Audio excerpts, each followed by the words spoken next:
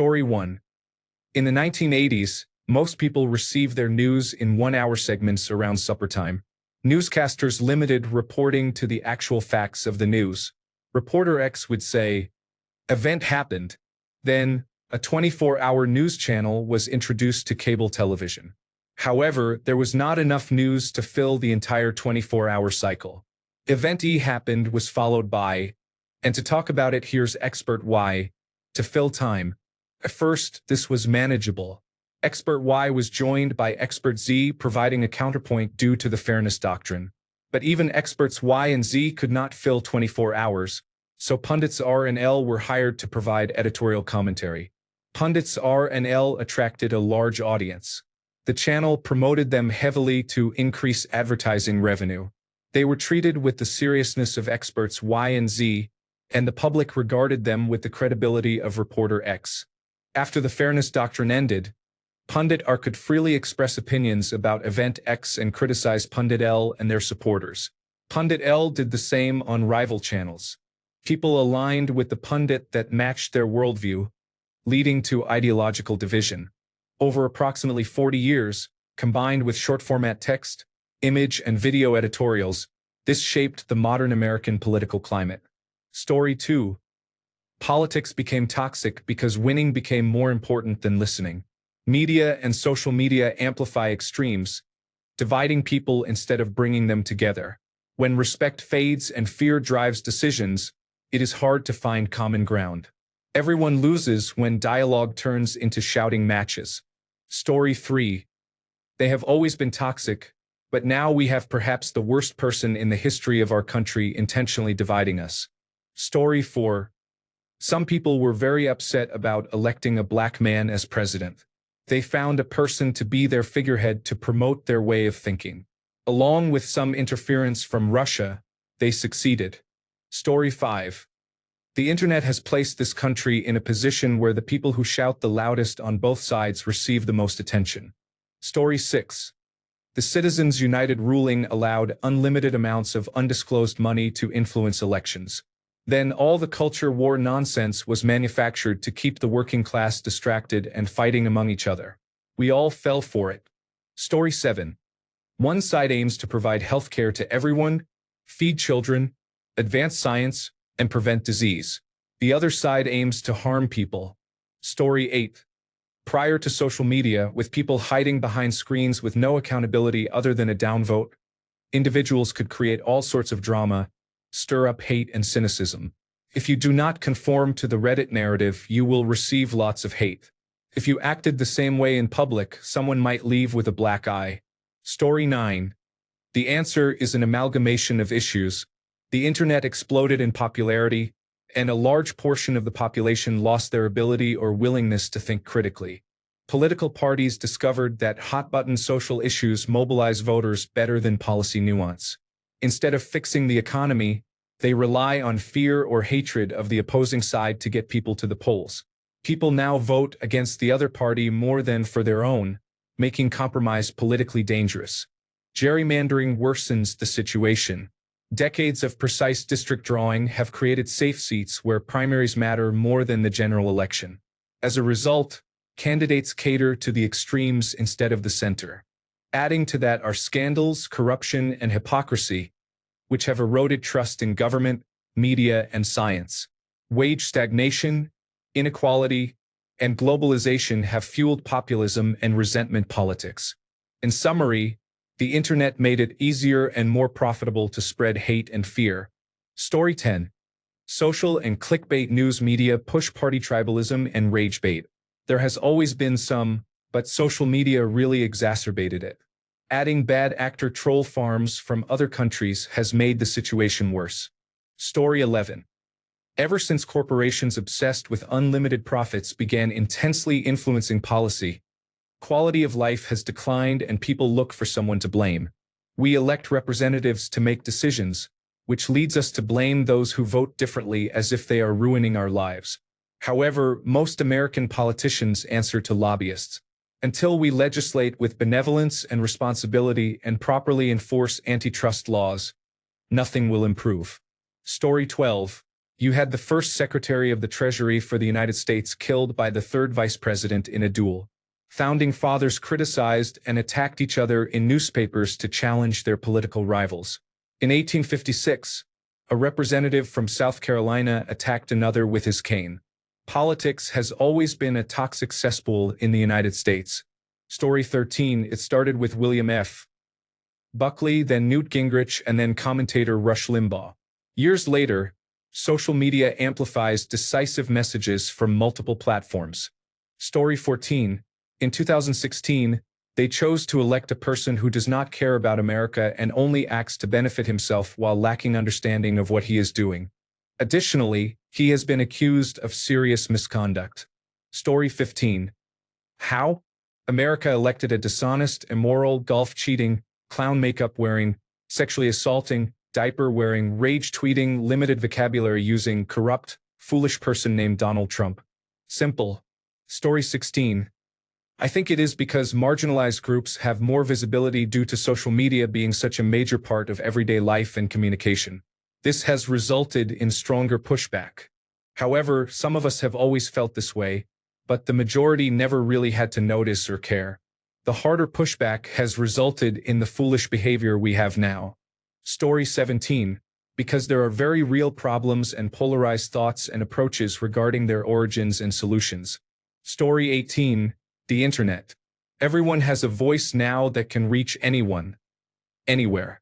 Before the Internet, you might have had a coworker or two, maybe that odd family member nobody really likes, and the local conspiracy theorists who all had radical political views, but you did not have to deal with them or listen to them. Now, everyone can connect with others like them, and their voices get amplified. You cannot avoid them because they can go anywhere online. They invade your space and share their views, pushing them in your face until an argument starts. Now, many people fight back and forth with no real accountability since it is online. Then there is the media, which has been losing traditional revenue streams, so it has to adjust to the internet. This leads to lots of exaggerated clickbait content because it draws a great deal of traffic, giving people even more topics to argue about. It is the perfect storm to cause things to get out of hand. Story 19. Because one group supported a person involved in child molestation and made him their cult leader, while others are not supportive of such actions or fascism. Discovering that your neighbors hold such deplorable views has divided people. Story 20. The 24-hour news cycle began with CNN. The Fox Entertainment and Propaganda Network followed. Many people lack the ability to distinguish between factual news and opinion-based commentary from highly paid pundits. Story 21. When was it not toxic? Right after the founding of the country, politicians would challenge each other to a duel or brawl. Civil War, Reconstruction, Civil Rights Era, Vietnam War, Iraq War, the hate for Barack Obama, Bill Clinton in the 1990s. You can look at most decades and see horrible, messed up things happening. I guess there was probably a time with Franklin D. Roosevelt and Dwight D. Eisenhower when most people were in agreement. Story 22. I agree with the original poster except for the idea that news is nonpartisan because of time restrictions. News stations followed a model of presenting the news in the most nonpartisan way. Journalism and communication students in universities were taught to avoid presenting their own opinions. If a controversial subject was discussed on air, people would speak on both sides. In All in the Family, there is an episode where Archie speaks on his pro-gun opinions on his local station. It is a fictional episode, but it shows that was the accepted practice of the day. While newspapers leaned more partisan, that was mostly reflected on the opinion page. There were certainly papers that leaned more to one side or the other, but the majority of the news was consumed from television. We now have 24-hour news, and we started living in our own echo chambers. We received opinion news. The internet amplified this exponentially, but it started with cable news curated to our opinions. Story 23. It started with Reagan mocking civil servants, saying, "I'm from the government, and I'm here to help. Snark, snark, snark, and don't tax me. Tax the man behind the tree." Reagan started all this hatred, although he did it with a smile, or was it a sneer? Signed, Retired Federal General Schedule 840 Nuclear Engineer. Story 24. As soon as politicians and news outlets started acting like competing sports teams, that was when everything went wrong. Most Americans also became willing to buy into it during that time. Story 25. Around the 1990s, when Newt Gingrich began fanning the flames within the Grand Old Party and initiated the process of our current polarization. Story 26. I hate to say it because I am generally a conservative sort of guy, but political demagoguery began in 1992 with the election of Bill Clinton, which enabled a platform for Rush Limbaugh. Before this, there were always wonks and socially active people, but this is where it became mainstream at a retail level, also known as mass consumption. It was a perfect storm because he was a flawed candidate from the start, a womanizer even. Before this, there were liberals and former hippies who opposed Reagan, capitalism, and so on, 60s and Vietnam-era middle-agers and politically inclined adults. Kids, meaning teenagers, did not pay attention to politics. The politicization of youth, as we know it today, began in earnest with the candidacy of Barack Obama in 2008. All of this has been driven at high speed by the advent of social media and the ability to spread simple opinions, learned or not. Story 27. Ad revenue. Everything is designed to keep you angry and engaged. That engagement generates advertising revenue. We are being manipulated so Target can sell you more laundry soap. Story 28. The United States is an unusually large and diverse country, not only racially but also in terms of geography, religion, culture, and more. This diversity makes it harder to reach agreements on political and social issues. Historically, states managed most domestic policy, where disagreements were sharpest, while the federal government played a secondary role focused on foreign policy. However, the 20th century saw a significant expansion of federal power to help fight the world wars and dismantle the Jim Crow regime in the South. States' rights were reduced, and policy increasingly became determined at the federal level. This arrangement was manageable for much of the century because powerful foreign enemies, such as Nazi Germany and the Soviet Union, helped unite Americans. Although Americans were deeply divided on domestic policy, few wanted to be ruled by foreign dictators, providing common ground for cooperation. When the Cold War ended, the United States suddenly lacked a credible external threat to unite the nation, leading to increased bickering and infighting. Story 29. Continual demonization of the opposing team occurs frequently. Many people dislike the other team instead of trying to find common ground on real solutions. Story 30. A black man was elected president, and then he made fun of a pedophile at a conference. Story 31. Examine the election of 1800 and explain again how things became so toxic. Toxicity is the default setting for our political system. Story 32. The year was 1985. Rupert Murdoch was fast-tracked to become an American citizen by Ronald Reagan. Story 33. It all started with people's feelings getting hurt and them not getting their way. Any of you who are parents will recognize this behavior and associate it with 3-year-old children. Story 34. It has always had difficult times. There was the Civil War. It is very toxic right now because of Donald Trump, who increases the division in our country with every lie he tells. Story 35. Social media, the 24-hour news cycle, and political activists entering journalism where their main goal is propaganda instead of truth-seeking. Story 36. Mostly because of Reddit. Have you read this content? It is totally unhinged here. Proof supporting alleged facts is irrelevant if you have something inflammatory to say. Then people top the last inflammatory comment. If you can make a hyperbolic argument out of a fringe theory, you get massive upvotes. Also, people are so ignorant they will believe anything, repeat it, and exaggerate it either for laughs or because they are out of touch with reality and proportionality. Story 37. Republicans became upset when a black man became president and have not stopped complaining and harming the country since then. Story 38. I feel like the internet did not help. Building and curating echo chambers for years really cemented the us versus them mentality and promoted party cheerleading over thinking and discussing. Story 39. Unchecked and unregulated capitalism. A group of oligarchs understood after World War II that the only way to keep power away from the people was to divide them. Story 40. The current trend was started by Newt Gingrich. He took negative campaigning methods and brought them into legislative action. He made the House Republican Party into an opposition party instead of part of the government. It has been that way ever since. This makes compromise nearly impossible. The factions keep to their own groups. This has spread into political campaigns, and we are all divided into camps. Story 41. In 2016, members of the Republican Party decided it was easier to achieve their goals by adopting a confrontational approach. This strategy has been effective, and the Democratic Party has yet to develop a response. Story 42. Newt Gingrich learned early on that he could call Democrats the worst names on camera, and the rules of the House prevented people from shutting him down while he had the floor. Story 43. Growing wealth inequality. Throughout human history, every time there is a growing wealth gap and groups of people are left behind, those groups become very angry. Wealth inequality has increased at the same time as movements for women's rights, diversity, equity, and inclusion, and LGBTQ rights have expanded. These groups are often portrayed as the cause of the country's problems. Factor in what a user named PowerSkunk92 said, and now there are two dynamics at play. 1. Wealth inequality. 2. A group of people to blame. A populist can then rally the aggrieved parties.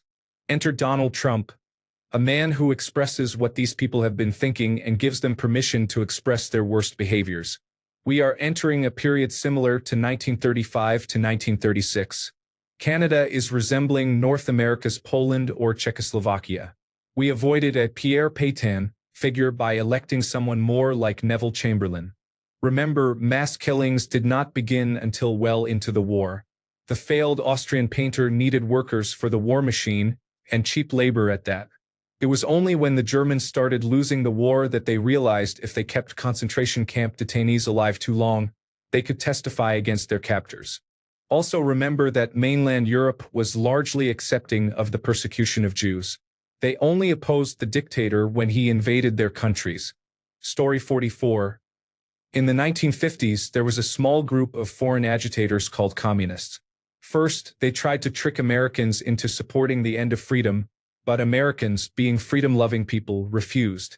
Then they tried to take over America's government, but a true American hero, Joseph McCarthy, helped to expose their evil plot. Instead, the communists reorganized and tried to infiltrate American society from within, seeking positions within the media, academia, and government, which eventually became known as the deep state. This time, they were successful.